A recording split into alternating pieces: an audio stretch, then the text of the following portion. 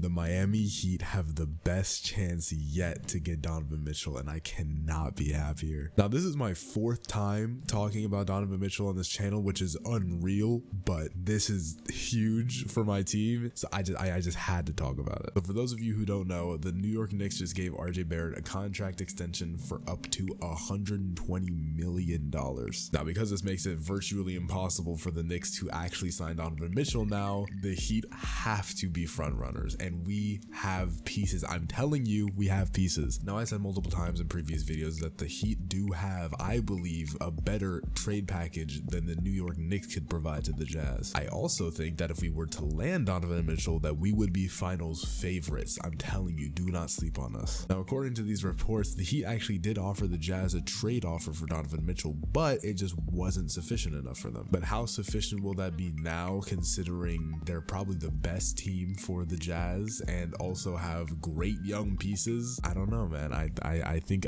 we look really good. I think the Heat look really good to pick up a player like Donovan Mitchell. I think there's a good chance we get him, and if we do, I think it's going to be a turning point for our franchise. I think getting Donovan Mitchell, I truly think getting Donovan Mitchell could mean we get our 4th ring as a franchise. I really believe that. Now, I'm almost positive that if the trade offer wasn't enough for the Jazz, and the Heat clearly didn't put Tyler Herro into the package, which makes sense, and I can obviously understand why the Heat would be scared to deal Tyler Herro for a player like that, especially considering how well Tyler Herro played last season. And do I think that there is a possibility the Heat could get Donovan Mitchell without giving up Tyler Herro?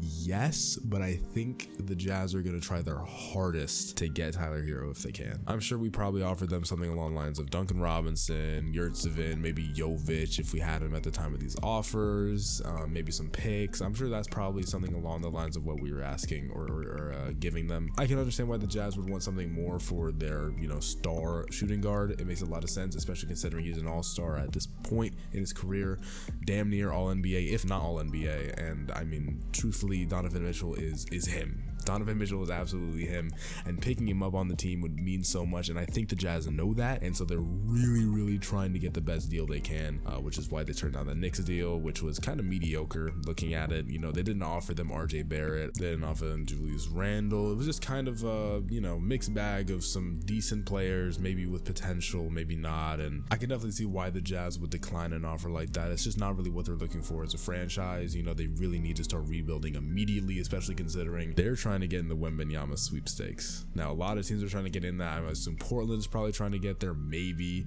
the Spurs, obviously the Rockets, obviously OKC, especially losing after Chet Holmgren, obviously they're trying to get in there as well. So there's a lot of different teams that are trying to get in the Wembanyama sweepstakes, and the Jazz are just the newest team to try to get to that point. So they really want to get as much as they can in return, and I think the Heat can definitely make something shake. But yeah, let me know what you guys think about this. Do you guys actually think the Heat have a good chance to get Donovan Mitchell now that the Knicks locked up Barrett? I don't know. I'm really curious to know what you guys think. But yeah, make sure you guys subscribe, like, all that stuff. I promise you won't be disappointed. And if you are, you can always unsubscribe, but it helps out the channel a lot if you do. So consider it.